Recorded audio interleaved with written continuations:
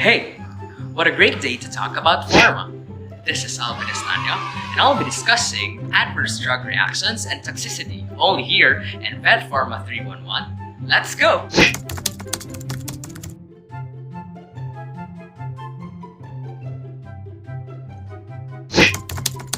Before discussing, let's first define acute toxicity and potency first.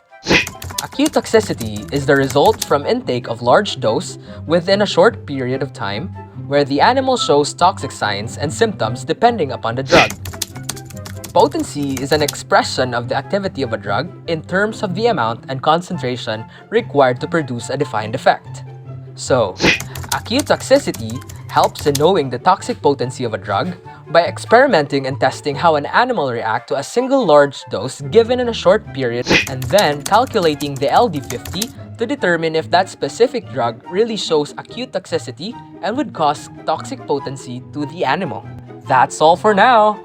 I hope you learned something in this video. Pharma, see ya!